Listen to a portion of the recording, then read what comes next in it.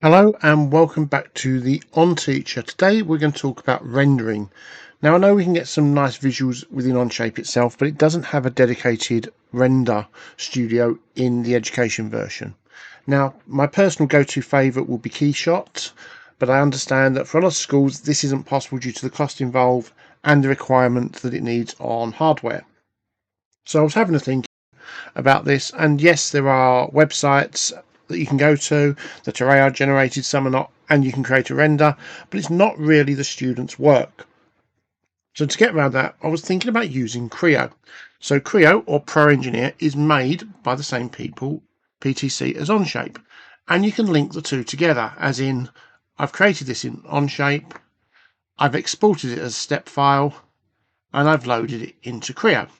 So to get Creo, if you type in PTC Education, this website will come up.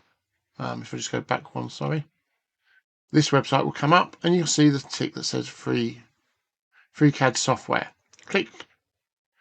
You then fill in the information down the side here, and what will happen is PTC will email you back once it's all been accepted, and you'll have a PDF with instructions on how to install Creo. It is really easy to install.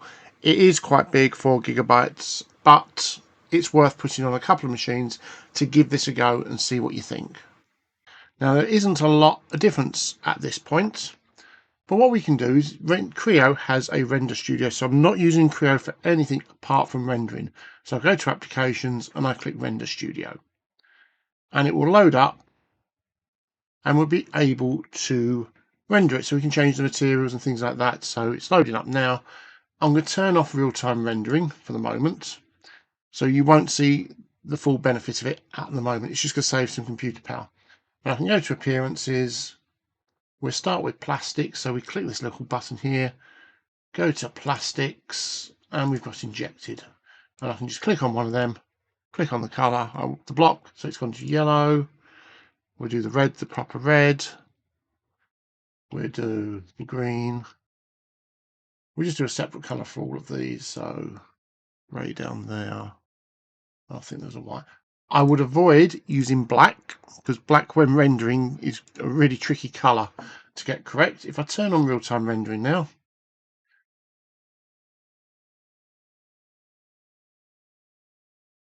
just give it a second, it will start rendering this image on the screen here.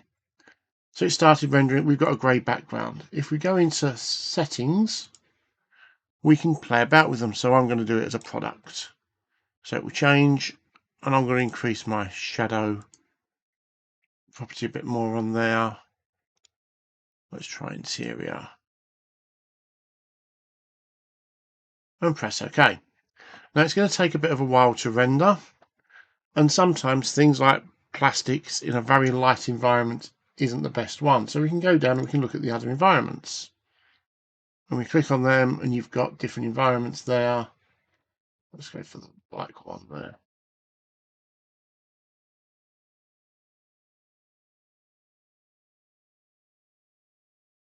And as you change environments, it will change the colours and things on there. I'm just going to go back to the normal grey one there. Now we can then move it around, and as we move it around, it will change. You'll get this shadowy effect, which will then improve as it starts to render through. Now,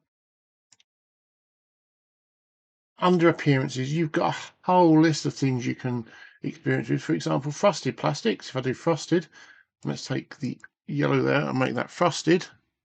It disappears on the screen, but when we press real-time rendering, you'll get the frosted appearance showing the inside, so it's semi-translucent.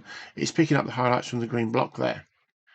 Let's just try another one. Let's go into, let's try gold matte.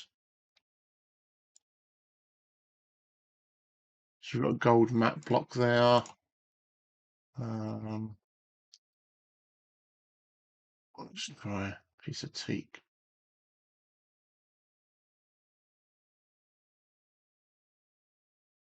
So you've then got your wooden blocks and things like that. And it's just about playing about. It's just a little solution. Install it maybe on 1 or 2 machines to have a play about with and see what you can do. but it's going to give you another option to create renderings of your parts. That was the Onteacher. Thanks for watching.